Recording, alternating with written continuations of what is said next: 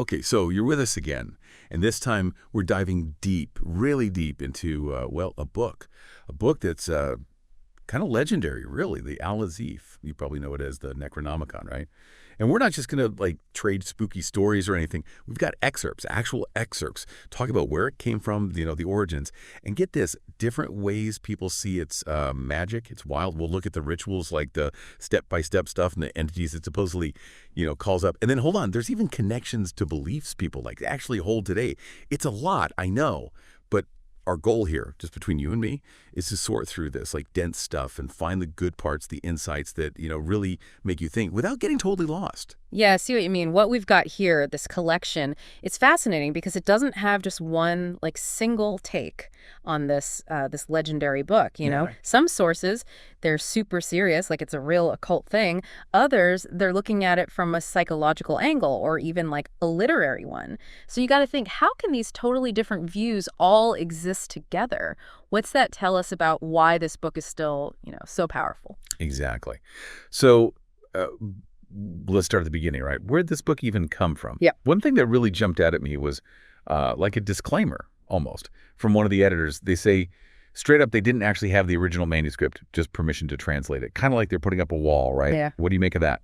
That's sharp, you picking up on that. For you, the listener, right off the bat, it's like, wait, what about authenticity? Who's the real deal here? Why would an editor say, hey, I don't actually have the original? Maybe they're trying to make it seem even more mysterious, like the book's too, I don't know, dangerous or something to just own outright.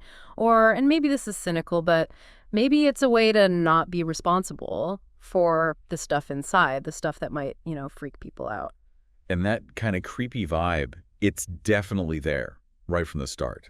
The editor even warns about, get this, fearful hallucinations, physical incapacities, even emotional malaise, all connected to, like, translating and publishing the book. That's a pretty intense statement to just throw out there. So from page 1, you get this idea, engaging with the Necronomicon, it's not just like an academic thing. Yeah. They're saying it can mess with you, like, on a deep level. Yeah, no doubt. It might be a literary device, sure, but for people who are, inclined to believe this stuff, it adds this whole layer of danger to just reading the book.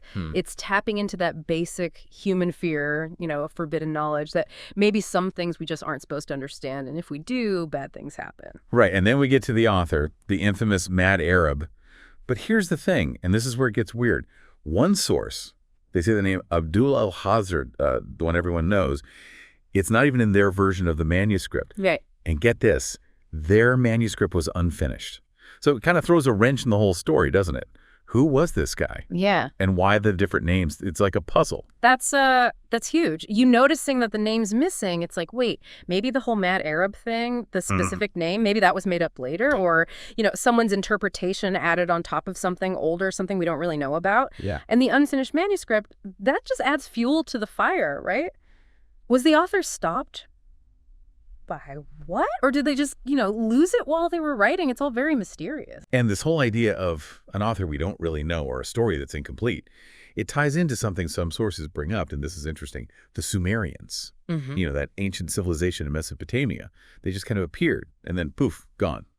But they did amazing things. Astronomy, crazy rituals, what a lot of people consider like the very first magic. It's like the Necronomicon is drawing from this super old, like, hidden source of knowledge. Yeah, and you got to see, this is key. The Necronomicon, it's tapping into this way of thinking where the spiritual and the real world, they were all mixed up, one big thing. That's where it gets this feeling of, like, raw power from. The Sumerians, they had all these gods and they knew about the stars, the cycles, all that stuff.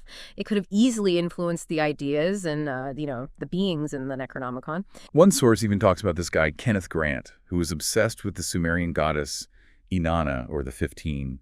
They say she was connected to both love and war. And they even point out that the Sumerians used numbers to represent their gods. It's crazy how these little details can help you understand the symbols in the Necronomicon on deeper level. Inanna, she was a big deal, this goddess. Love and war, two sides of the same coin, kind of like the magic in these texts. It's complicated, sometimes good, sometimes bad. And Grant, he was into the occult, modern times, but he saw these old connections as super important, like they were linking the magic of the past to what people were doing now. And the numbers, the Sumerians, they were all about that. It shows you that every little thing in their system, and maybe in the Necronomicon too, it all means something. It's symbolic. Oh. So we've got all these different ideas floating around, right? Is the Necronomicon a real magic book, a grimoire, for calling up creatures from other dimensions? Is it a key to unlock powers we have inside us, powers that go all the way back to the Sumerians? Or is it, like the editor said, a dangerous book that can really mess with your head? Lots to think about. And here's the thing, these ideas, they don't have to be separate. Maybe the book works on different levels at the same time. Like maybe the rituals, the focus they need, maybe that really does unlock psychic abilities and the things people see, those entities. Maybe they're just parts of our own minds, stuff we've pushed down deep and now it's coming out looking like Sumerian symbols or something. It's wild. That leads perfectly into how people interpret the magic, right? Mm-hmm. Some descriptions say the book has, formulas, very specific, for calling up beings from the abyss in outer space. But then another source, they say outer space is actually just the human psyche. That's a huge mind shift right there. Yeah, it is. It totally is. Instead of thinking these things are out there, demons or whatever, now it's saying, no, they're inside us. Parts of our subconscious, stuff we're maybe afraid to face, So the abyss, outer space, they become like metaphors, powerful ones for what's hidden inside us, all that unexplored territory in our minds. Kind of scary if you think about it. And then you've got the Necronomicon spell book, which is totally different. It's got spells, but they're simpler, more about everyday stuff, love, money, peace of mind, protection, wisdom. And they all go through the 50 names of Marduk. It's almost like a beginner's guide compared to the original, which is way more cosmic and, terrifying. Yeah, the guy who put the spell book together, he said he wanted to make the magic easier to get into, so you didn't need to be like a scholar or some kind of occult expert. But even with the simpler stuff, he still warns about using it wrong and, the dangers. It's a reminder that this isn't a game. You got to be careful. The magic itself, it seems to have a pattern, Yeah. There are rituals with seals, words you have to say, usually in Sumerian, and they really emphasize getting the pronunciation right. Then there are offerings, and sometimes you make amulets. It's all very structured, methodical, almost like a science experiment, but with the supernatural. What do you think? It's totally like that. The Sumerian words, they add this ancient feeling, like it's powerful because it comes from this lost language. And all the details, the seals, the pronunciation, it shows you that your intention, your focus, that's what matters in this stuff. It's not just going through the motions. You got to really mean it. We also come across this idea of the elder gods and the ancient ones. They're locked in this eternal battle. And we, humans, we come from the blood of Kingu, who was on the side of the ancient ones. So this epic cosmic fight, it's like the backdrop for all the magic in the Necronomicon. It's pretty grand, like a myth. And that creation myth, if that's what it is, it makes our relationship with these cosmic powers really complicated. We're connected to both sides. Maybe that's why we can be so creative and so destructive. And maybe it's why we're so drawn to the forbidden, the stuff we're not supposed to know. It's all connected, And what people supposedly use this magic for, it's all over the place. From simple stuff like finding love or getting your energy back to things that seem impossible, like bringing people back from the dead or talking to spirits. It really shows you how much power people believe this book has. It does. Spells for everyday problems and then spells for the biggest mysteries of life and death. It's like the Necronomicon is a tool for dealing with everything, the real world and the spiritual world. If you believe it works, that is. So let's get into the details, the rituals, how the magic supposedly works. Yeah. The Necronomicon spellbook, it gives you a basic structure for a spell. You focus on a seal, control your breathing, really visualize what you want, and then you say these Sumerian phrases like Zi, Giakampa, and Zi-Anakampa. Sounds kind of simple, doesn't it? It might seem simple, but maybe that's on purpose to get you to try it, But they also say you got to concentrate, no distractions, and ignore any creepy feelings you get while you're doing it. So it's not just sitting there. Something's happening, maybe in your mind, maybe even in your body. It's powerful stuff. At the end of the ritual, you say a final prayer, also in Sumerian, and they're very specific about what to do with the seal afterwards, like it's been charged with something. And they even suggest writing down everything that happened, like a science journal.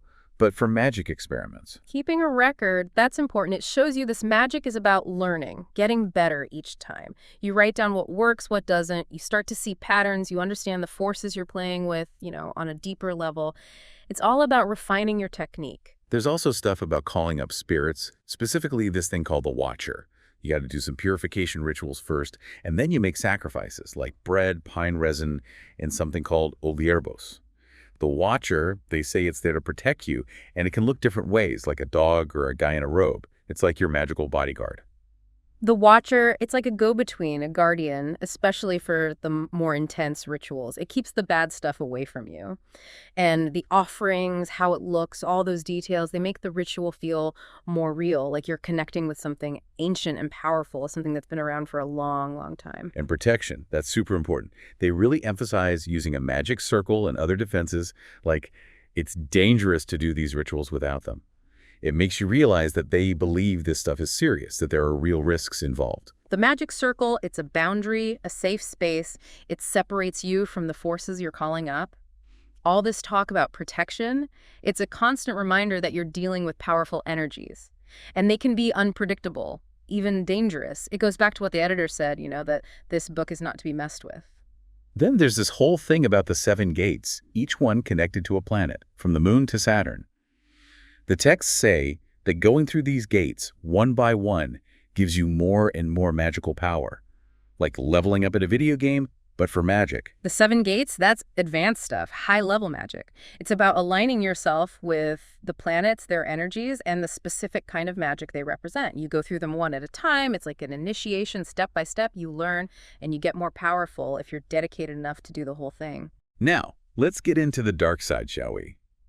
Black magic and the bad guys, the entities that are not so friendly. There are a ton of evil Sumerian words and phrases for demons, spirits, and all sorts of negative forces. We're talking Hakaru, Alal, Dingirzul, and a whole bunch more. It's like a who's who of the supernatural underworld. It is. It really is. And having all these names for bad stuff, it shows you how much the ancient Sumerians believed in the dark side of things, And it shows you that this magic, it can be used for bad, not just good. There's a whole system for summoning these forces, and it's not pretty. There are even spells specifically for stopping evil sorcerers, like magical law enforcement, right? They use cords with knots and burn images. It's almost like a voodoo doll thing. Yeah, those binding rituals, they show you how worried people were about magical attacks, and they needed a way to fight back. The physical stuff, the cords, the burning, it's like focusing your will, your intention to block the bad magic someone's throwing at you or someone else. It's like a magical shield. And they're very clear about not keeping spirits trapped for too long, and about the consequences of breaking the rules, the covenant, like messing with dead people's bones. It's like there's a code of conduct, a set of rules for dealing with this stuff. You break the rules, you pay the price. Right. You got to respect the boundaries, the living and the dead, their spaces. You can't be arrogant. You got to be humble when you're messing with powerful spirits. The covenant, it's like an agreement. Both sides got to hold up their end, or bad things happen. It's not a game. It's serious business. And then we get to the really scary stuff, the names and descriptions of these powerful, malevolent entities. Pazuzu, the demon of plagues and sickness. They describe him as just horrifying to look at. Then there's Azag-Thoth, the black magician, all about chaos and insanity. And Lamashta, a female demon, a she-devil who brings terror and death. And let's not forget the 7 demons born in some dark mountains called Mashu. And of course, the big baddies, the ancient ones, always trying to break through into our world from, the outside. This is some serious nightmare fuel. Yeah, no kidding. These are the heavy hitters, the most dangerous forces in the whole Necronomicon universe. They bring disease, madness, destruction, even the end of the world if they get their way. They represent everything we're afraid of, the unknown, the chaos that's out there just waiting to break through. It's pretty disturbing. And then there are the cults, the human side of this whole thing. The cult of the dog, the cult of the dragon, the cult of the goat. They worship the ancient ones, and they do some really messed up stuff like sacrifices. It's like there's this whole secret evil world operating in the shadows. The cults, they're the ones who choose to side with the bad guys, the forces of darkness. They show you how far some people will go, the extremes of belief and devotion. And the sacrifices, yeah, that's where it gets really dark, really dangerous.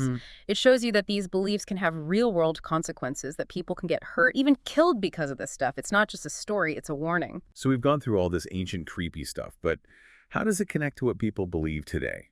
Well, there's a clear link between Lovecraft, the horror writer, and the Sumerian myths.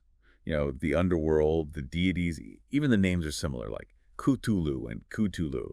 It's almost like Lovecraft was inspired by this ancient cosmic horror that already existed. Lovecraft, he loved old myths, and the Sumerian stuff, it was a goldmine for him. Weird creatures, cosmic themes, it all fit perfectly with his stories about how small and insignificant humans are compared to the vast, unknowable universe. And yeah, the names, the similarities, he was definitely trying to connect his made-up stuff to these real ancient beliefs. It gave it more power. And then you've got Aleister Crowley, a big name in modern occultism. He was into Sumerian stuff too, even wrote his own Necronomicon, called it the Book of the Law. It shows you how much these ancient ideas are still relevant today, how they're being used and reinterpreted by people who are into magic and the occult. Crowley, he was all about pushing boundaries, finding new sources of power and knowledge. And the Sumerian stuff, it was like a hidden treasure for him. And him writing his own Necronomicon, it shows you how powerful that name had become even back then. It was a symbol of forbidden knowledge, the kind of stuff that attracts people who are looking for something beyond the ordinary. And one source, they make a good point. They say the Necronomicon, all the different versions, it's not a beginner's guide to magic. It's more like a sorcerer's handbook, a grimoire. So grimoire is basically a textbook for magic with spells and rituals and stuff. It's for people who already know something about magic, not for someone who just wants to try a quick spell. That's an important point, for sure. The Necronomicon, it assumes you already know something, you understand the basics of magic, you've maybe even done some rituals before. It's not for dabblers, it's for the pros, the people who are serious about this stuff. At the end of the day, what we see is this human fascination with forbidden knowledge, the allure of ancient magic. The Necronomicon, it's a symbol of that. Yeah. People are drawn to it, even though it's supposed to be dangerous, even though it's full of scary stuff. It's like we can't resist the mystery. It's true. We're curious creatures, aren't we? We want to know what's out there, even if it's dangerous, even if it's scary. The Necronomicon, it represents that part of us, the part that wants to push the limits, to explore the unknown, even if it means risking something, even if it means facing our fears. It's a powerful thing. So after this deep dive into the Azif Necronomicon, what have we learned? It's a book wrapped in mystery, its origins are uncertain, and people interpret it in all sorts of ways. We've looked at the rituals, the entities, the good, the bad, and the really, really ugly. And it's clear that this book, it still has a hold on us, it fascinates us, and it creeps us out at the same time. It's pretty amazing, really. Yeah, it's a trip for sure. We've just scratched the surface here, but it gives you a taste of how complex and unsettling this whole subject is. The Necronomicon, is it real? Is it fiction? Who knows? But it's a powerful mix of made-up stuff and ancient myths, and it still makes people argue and imagine all sorts of things. It's a force to be reckoned with, even today. Here's something to think about as we wrap up. The Necronomicon, it's blurred the lines between fiction and belief, right? People actually believe this stuff. So what's that tell us about humans? Why are we so obsessed with the unknown, with things that are forbidden, even dangerous? And what does it mean that these old, scary ideas are still so powerful in the world today? A world that's supposed to be so rational and scientific. It's a good question, a deep one. Maybe it's about the shadows, the darkness, both inside us and out there in the world.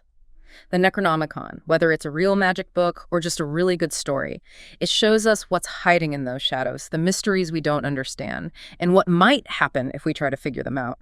The consequences, good or bad, they're always there, lurking in the background. It's a powerful reminder that some things are best left undisturbed. Thanks for joining us on this deep dive, everyone. We hope you found it, interesting, thought-provoking, maybe even a little spooky. Keep exploring, keep asking questions, and if this deep dive has sparked anything for you, any thoughts or questions, reach out and let us know. We love hearing from you.